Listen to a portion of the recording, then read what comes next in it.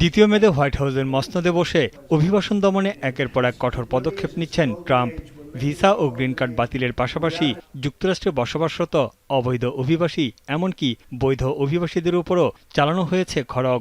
শুধু তাই নয়, ব্যাপক ধরপাকড় করে এরই মধ্যে নিজ দেশে ফেরত পাঠানো হয়েছে কয়েক হাজার অভিবাসীকে। এবার হুট করেই বিশ্বজুড়ে মার্কিন ভিসার অ্যাপয়েন্টমেন্ট স্থগিত করেছে ট্রাম্প প্রশাসন। মার্কিন পররাষ্ট্র দপ্তর জানিয়েছে, বিশ্বের সব দেশের মার্কিন দূতাবাস ও কনসুলেটে একটি বৈশ্বিক প্রশিক্ষণ কর্মসূচি চালু করা হয়েছে। তাই এই প্রশিক্ষণের সঙ্গে সামঞ্জস্য রেখে ভিসার সাক্ষাৎকার স্থগিত রাখা হয়েছে। তবে কতদিন চলবে এই প্রশিক্ষণ, এ বিষয়ে কিছুই জানায়নি তারা। ব্রেকিং নিউজ, এয়ারটেল এখন সার্কেল। সরকারি সহায়তার উপর নির্ভরশীল হতে পারে এমন আবেদনকারীদের চিহ্নিত করে বাদ দেয়া, ভিসা মূল্যায়ন ও আবেদনকারীদের তথ্য যাচাইয়ে অধিকতর প্রশিক্ষণ দেওয়া হবে দূতাবাস ও কনসুলেট কর্মকর্তাদের।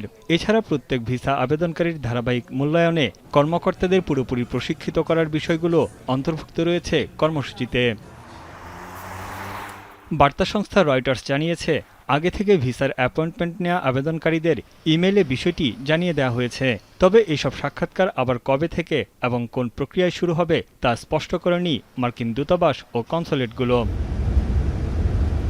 এর আগে যুক্তরাষ্ট্রে বেড়াতে এসে স্থায়ী হতে চাওয়া 2 লাখ আশ্রয়প্রার্থীর অস্থায়ী ভিসা বাতিল এবং দক্ষ কর্মীদের দেয়া H-1B ভিসার বর্ধিত ফি স্থায়ী করার প্রস্তাব দিয়েছে ট্রাম্প প্রশাসন।